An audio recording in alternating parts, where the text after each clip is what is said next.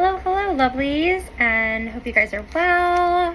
I am checking in on this wild ride called November so far.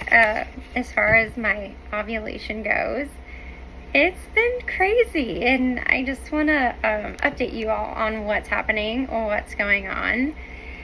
So basically, I had my period on 10/22. That was expected. It was right on time. I was like, okay, I knew it was going to be that day. It happened. You know, we move on, right? I wasn't supposed to conceive that month due to a girl month. Yeah, I was totally fine about it. In fact, even if it is a boy month, I always welcome my period, because to be 45 with endometriosis and a left block tube, I am and cysts, and ovarian cysts, I am very, very, very happy to get my period, because that just means that everything's still working, you know, but my body's still trying to do something, which is positive. So I'm just going to hold on to that positivity. You know, I'm not going to bash the old witch, you know, and yeah, we're just going to move on. So I had my period on the 22nd. Now, I have been taking a few things, and I will actually, I think I said I would put a list of the things that I've been doing, but I'm going to put a list of the things that I was doing in November, or excuse me, in October, that may have helped. It may have thrown some things off. Maybe that's why this month is so wonky of November, but I will get into that. But anyway, I've been taking Serrapeptaste, and some women online or on YouTube that you might see take a lot of these capsules. I did not take a lot of these capsules. Like, I didn't take up to 5 or 6 capsules a day. I took 2 capsules, and I took them basically when I woke up in the middle of the night or early morning. I couldn't tell you what time it was, but I took them when I got up to go to the bathroom in the middle of the night. I had a cup of water. I had the capsules there. I would chug the water, take the capsules, and go back to bed. I felt good doing that, because you're not supposed to have Serrapeptaste with food. You're supposed to have it on an empty stomach. So I thought that was perfect. Take it, you know, in the wee hours of the night. Let that go in. Let it work its magic. Hopefully unblock my tube. That's what I was hoping that it would do. I'm also taking Arorwet, which is kind of a fertility cleanse, if you will. It is from, I think it's Nigeria. Like, we got it from another country. And yeah, I was on my second bottle of that Arorwet. It's Arorwet, Arorwet. And I think the only one who sells it, honestly, or makes it, it's called Harriet's Botanicals. And I'll try to remember to put her link down there. If not, I will just put Harriet's Botanicals in there. I will also taking chia seeds. So I would let chia seeds soak in water overnight, and then I would take those chia seeds, you know, in the morning or in the afternoon or whenever I remembered. But I would take the chia seeds, because I heard those are really good for you, for the omega-3. So I was taking chia seeds for like 2 weeks straight. And then something weird happened. I had the chia seeds prepared and ready, and I looked at them and I kind of felt weird. So I said, you know what? I think I'm going to pause on these just for now. I'm going to give my body, you know, a little time, whatever. But I'll maybe do them again, but I'm not sure. But I was doing chia seeds, and I got organic chia seeds, by the way. They were organic. Yeah, and I would let just a tablespoon soak in, was it 8 ounces of water or something, overnight. And then I would take them in the morning, and they were so easy to take. You can put them in a smoothie. You could put them, like, honestly, you don't have to take them straight. You could put them in something that you wouldn't even know they were there, because they are kind of like, I guess, slimy, if you will, if that's a good word. Sorry if that threw you off. But yeah, so I was doing that. And I do take an iron supplement, but I always take an iron supplement because I am typically low on iron. So I take iron supplement. I take a Kelp for iodine. I take a Kelp capsule. And I also take CoQ10, not religiously, but if I remember, I take my CoQ10 gummies. And I take the prenatals, but I also am not good with prenatals. I really only take my prenatal, honestly, because it's a little expensive. I know this probably isn't good advice, but this is what I do.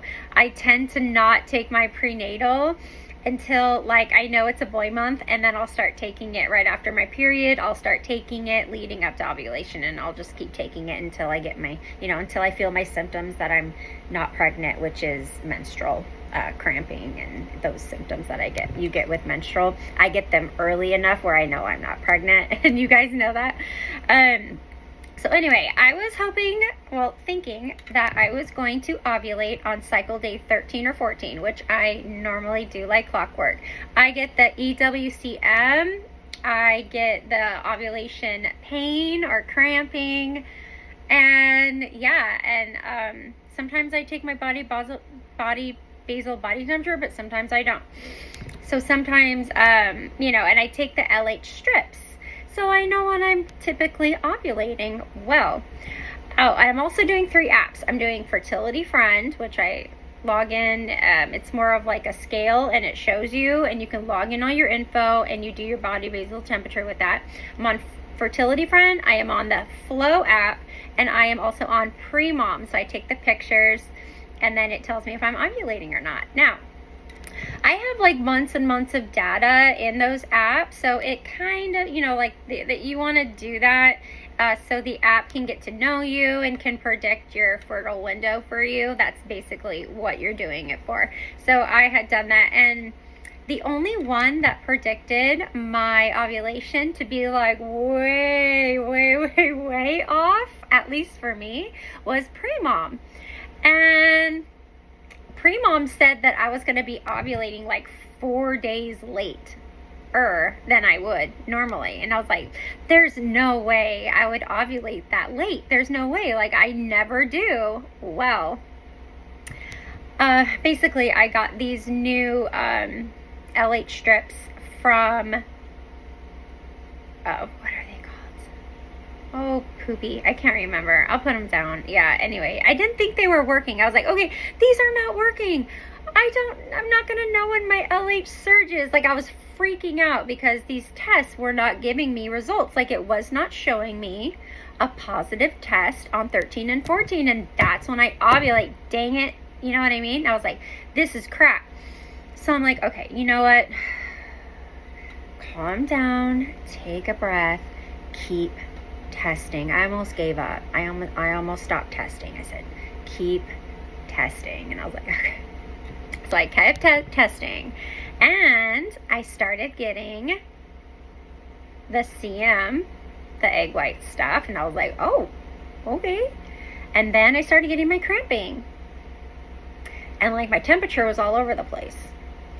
And then the strips started getting darker and darker and darker, and I was like, oh my god, okay, they're working. I am ovulating late. Holy crap.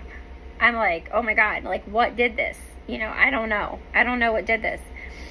But I'm just going with the flow, and I'm accepting that this is going to happen. I might have a 33-day cycle when I have a 29, to 30-day cycle. So I'm like, okay. Sorry guys, I have notes here, just so I didn't, I just try to keep to the script here. So yeah, it said I was going to ovulate on cycle day 17. Today is cycle day 18 for me, and it is ovulation day.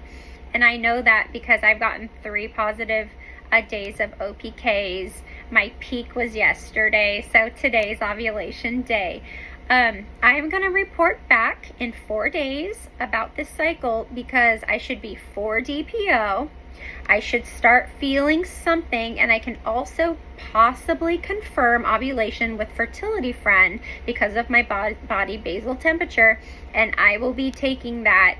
I don't know if I take it religiously at the same time every morning. I do try. I basically wake up to go to the bathroom, I take my temperature, and then I go to the restroom. So that's basically how I do it. I don't do it first thing in the morning because the mornings are unpredictable for me. There is no way I can do it in the morning. So whenever I get up the first time to go to the bathroom, I have my thermometer under my pillow. I take it, I put it back, and there you have it, folks. It's probably not at the same time and probably absolutely not accurate, but we're gonna go with it. We're gonna keep tracking it. I'm doing everything wrong here, folks. Anyway, and I have 2 kids, and this is the 3rd, right? So you'd think like I would know. No, you never know. You never fully know. You're never a professional unless like you do this like for years and years. You know, you're a doctor. So yeah. Anyway, I finally ovulated today. As far as me and hubby go, sorry guys, I had to go through my notes real quick and catch up to myself, not repeat myself. You guys, okay, I'll just say DT, do the deed. Yeah, DTT. I'm just gonna call it do the deed. Do the deed. DTD. Okay. So we did the deed on Sunday, cycle day 13, which would have been great. That would have been like either the day I ovulated or the day before I ovulated, which I would have been extremely happy with, you guys. Like, I take what I can get. I do not tell my husband I am ovulating. I do not show him the strips. Although what happened was my daughter, my 5-year-old, was like, yeah, Dad, Mom's been peeing in the cup. And he's like, what? She's like, yeah, she pees in the cup and takes the test. And I'm like, oh gosh, because she knows we're trying for a baby. I told her that Mommy takes the test, so I know there's an eggie there. So I told her about the eggie coming down. It meets with Daddy. They mix together, and then it goes down in my belly, and then that's how you make the baby. So I've also been telling her, like, Mommy and Daddy have to sleep together because she likes to sleep with us. I'm like, you have to sleep in your own room, sweetie. You cannot come and sleep with us because we will not have our baby. So I'm kind of telling her, like, Mommy and Daddy have to come together, be alone, and then we'll possibly have our baby. And she was like, well, what if I'm in the bed, but you guys are together, but I'm there, and you guys are just over here hugging? And I'm like, no, baby, that's not how it works. Like, you can't be in there at all. So she has an idea without actually having the idea of how babies are made, which I'm really happy. I don't want to tell her, like, oh, you're just going to have a baby one day. Like, I want her to know her body. You know, if she's feeling pain, I want her to be able to talk to me about pain, because this girl knows pain, right? You guys know pain. So yeah, I want her to be aware of that, how our body works, without being like too graphic with her at this time. She's still so young, and she'll tell all her little friends in school and be super embarrassing. So I don't want to do that to her or to me. So hubby and I, we ended up doing the deed on Sunday, cycle day 13, which would have been great. Perfect. I would have been happy with that. Now, starting Tuesday, you guys, we did the deed. Wednesday, Thursday, Friday. You guys, we had 4 straight days. It was so, I'm sorry, I don't want to TMI. It was so fun. I really just enjoyed having him, being able to sleep with him in the same bed, let alone that's what happened. Now, it could be that we hadn't slept in the bed for so long together that by the time we had, it was just like, you know, frisky overload, because we had been apart so long, not sleeping together. Like, does that make sense? Like, okay, I hope this makes sense, because for me, you know, putting pressure, now that I see it in hindsight, putting pressure on your mate, you know, to procreate, it never really works. I mean, it might work for some women on YouTube, like, trust me, you know, they're like, oh yeah, we baby danced, we timed it, we got pregnant. Like, great, you know. Not everyone's the same. Sometimes there's more emotional things involved. You know, maybe some relationships aren't as stable, right? Everyone has their problems. Some couples are newlyweds, right? They're into it. Some have been together for a very, very long time. Some are younger and have the energy. Some are older and just have you do what you can do because of your age, libido, all that fun stuff. So I am advocating for older TTC moms, you guys know I'm 45, just turned 45 in October 2nd. And yeah, I couldn't be happier, you know, and I guess what's all missing is the baby. So I'm just going to be, let's take a breath, as calm as possible. Hopefully my husband and I can, you know, mattress mambo and just, you know, make it happen. But anyway, it had been 4 days, and just by the grace of God, honestly, we did the deed this morning, ovulation day. I don't know if we've actually done that before. Like, we've always missed ovulation day. So I am super excited about this month. What did I say? I'm a little, oh yeah, this is a big one. I'm a little concerned about my luteal phase, right? You don't want a short luteal phase, because now that I've ovulated on cycle day 18, that only gives me 12 days till my next period. So does that mean that my luteal phase is going to be too short and I won't get pregnant, right? The egg won't mature, implant, all that fun stuff. I'd probably say by 9-10 DPO, you know you're pregnant. So fingers crossed that I get an early pregnancy test. I don't know how that works. But does that mean that my next cycle is going to be delayed? Does that mean that my cycle is going to be the same, or my cycle is going to be longer, waiting for my period? I don't know. I will keep you guys, you know, we're on this journey together. So this is just the beginning. I am super excited to report back for testing.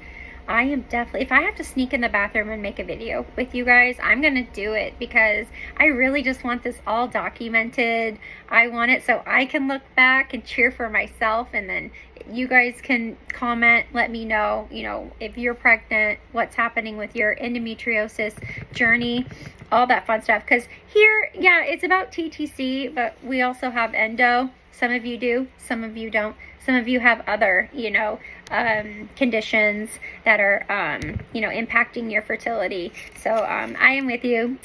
I love you all. And yeah, I think I wrote a few more notes.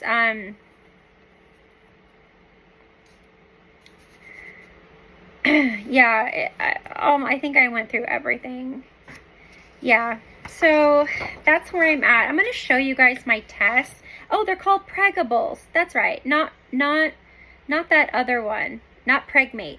Pregables. So this is what, I'm sorry, you guys. It's crazy. I just start writing like all this crazy stuff. But as you can see, I think I tried to ovulate.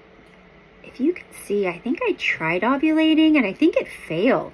So I honestly think I ovulated twice, or tried to ovulate.